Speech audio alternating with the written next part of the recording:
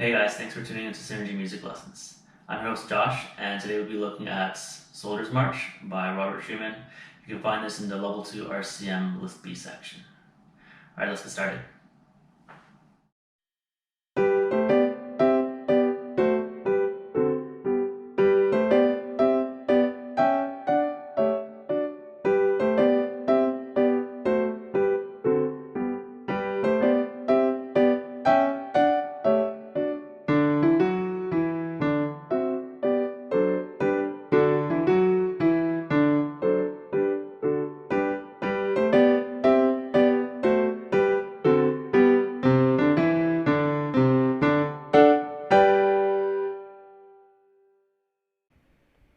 Okay, let's break this down.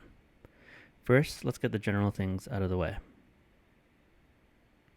We have one F sharp in our key signature, so we have two possibilities: G major or the relative minor scale, E minor. Some quick things we can look out for are starting chord, B section chord or modulations, ending chord, and any possible minor scale hints like harmonic seventh. Let's go over this real quick. Here you have a G major chord, which is the one chord in G major. That means we have a G, a B, and it's a little hidden, but past these passing note sixteenths, we also have a D. Perfect. Next, let's take a look at our B section. We'll find it right after the repeat sign at the end of bar 16. Okay, here at the B section, starting at bar 17, we've got a couple of Ds. And just past the passing note sixteenths, we've got a couple of F sharps. This is starting to look like the dominant chord D major, and it's even further confirmed if we look at the repeat of this phrase further ahead at bar 21. Let's take a look at that. Ah, there it is. Alright, lastly, let's move over to the end of this piece and check out that final chord. Alright, so let's gather the notes. We have G, B, and D. There we go. That's our G major tonic chord. So this piece is in G major. Okay, next, let's go back and check out the time signature. Here we go. 2/4 time. Our rhythmic footprint will be strong, weak. This is perfect for creating a marching feel, and like the title reads, we have a soldier's march.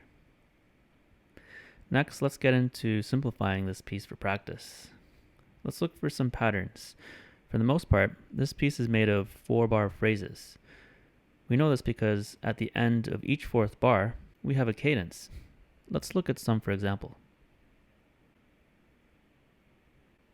Okay, we'll gather all the notes here.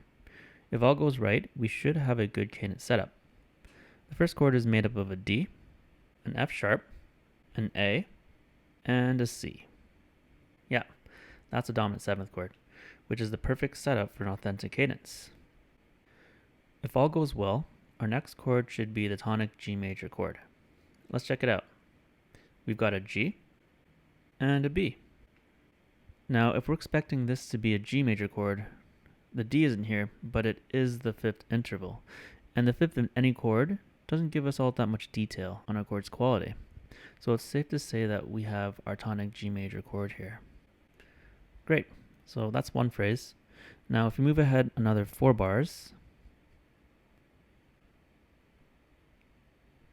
we've got another cadence.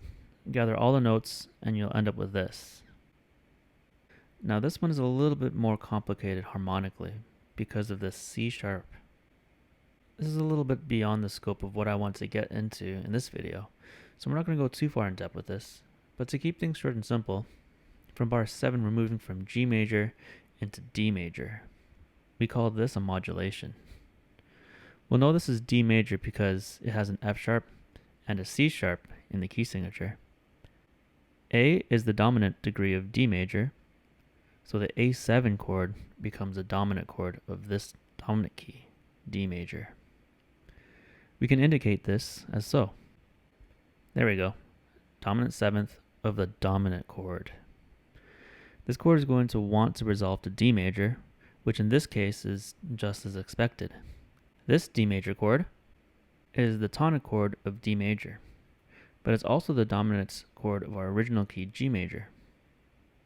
If we look further ahead, we'll see that the C sharp is gone.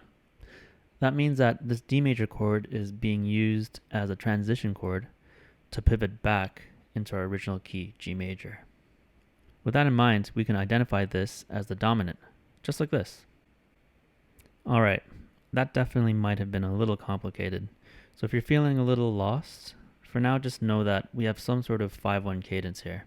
So that's it. That's our second phrase. If we keep looking ahead just like this, every 4 bars we're going to find another cadence at the end.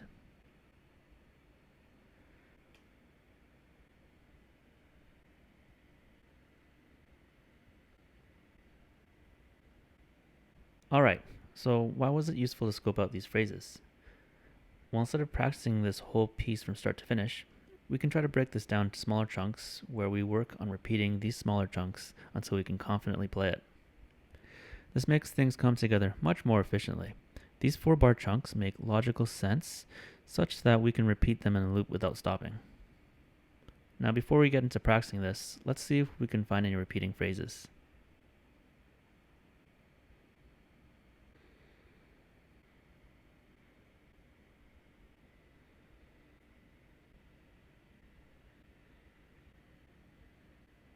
Alright, each of the chunks you see here with matching colors have pretty much the same notes and rhythms. That should make practicing this a lot easier. Now let's try working through one of these chunks to give you an idea of how you can approach it. It's best to start hand separate with a slow tempo, looping until all the notes and rhythms are correct. Repeat this loop until you're up to tempo, just like this.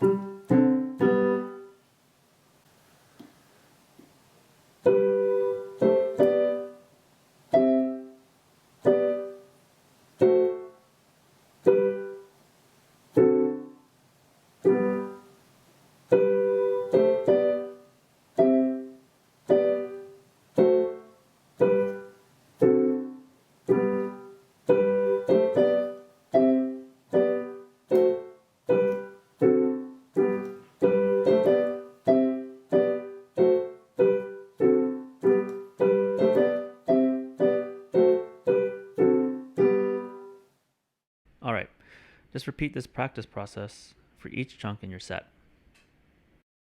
That's it for today, guys. I hope that's enough to get you started. If you have any other questions, leave a comment below, and I'll see you around.